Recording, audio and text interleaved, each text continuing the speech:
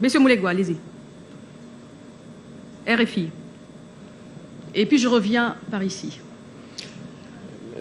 Merci. Vous allez parler, madame. Pascal Moulegua de Radio France Internationale et président élu de la presse internationale en RDC. Monsieur le Président, je vous ai suivi, vous avez dit que la réflexion autour du changement ou de la révision de la Constitution ne peut pas être interdite. Sortons de la réflexion parce que votre camp a déjà pris une position, je peux même dire officielle.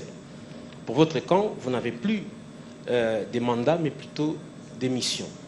Monsieur le Président de la République, seriez-vous tenté de toucher aux fruits interdits du troisième mandat, parce que vous êtes censé ne plus être au pouvoir après 2028. Merci. Oui. Bon, d'abord, Monsieur Pascal Moulegua, lorsque vous venez dans un débat sérieux, il ne faut pas amener les slogans. C'est tout à fait normal. Vous voyez, en campagne électorale, tout le monde, il est beau, tout le monde, il est gentil. C'est un peu ce qui se passe aussi. Mes partisans, c'est tout à fait normal qu'ils vantent et qu'ils amènent leurs arguments avec des slogans. Ne prenons pas ça en compte. Ne prenons pas ça en compte, c'est vraiment de l'ordre de la distraction, du débat, en fait. Mais revenons sur ce que vous avez dit. Moi, je crois qu'il y a à la fois une question qu'il faut se poser et une autre chose qu'il ne faut pas faire. La question qu'il faut se poser, c'est celle de savoir, avons-nous le droit, oui ou non, de nous pencher sur notre Constitution et de l'examiner pour voir si elle entre bel et bien en ligne de compte de nos visions. Vous savez, M. Moulegua, en politique, il y a deux catégories.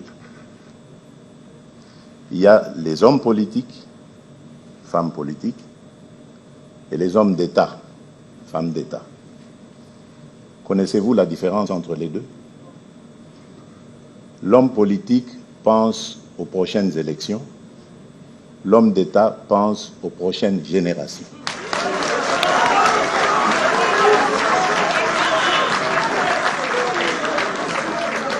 Je ne dis pas, je vous laisse définir dans quelle catégorie je suis. Mais ce que je veux vous dire simplement, c'est que l'idée que les Congolais m'ont confiée n'est pas de m'arrêter à ce que je vais faire pendant le mandat. C'est d'aussi regarder les générations à venir. Qu'est-ce que je vais préparer pour eux, sans forcément être là, mais qu'est-ce que je vais préparer pour mon successeur?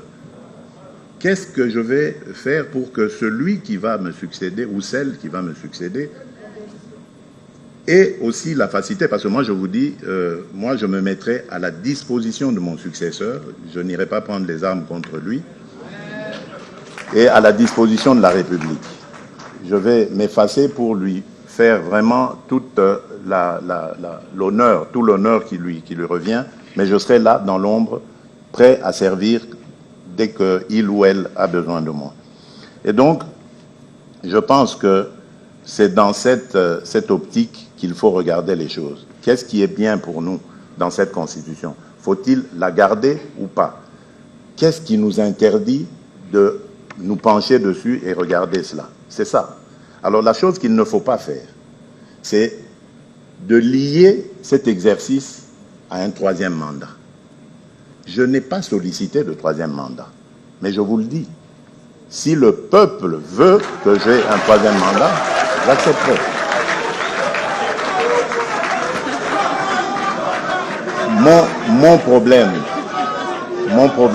Mon vœu le plus ardent est que cette République recouvre sa stabilité, recouvre sa dignité et que l'on mette la République démocratique du Congo sur de bons rails.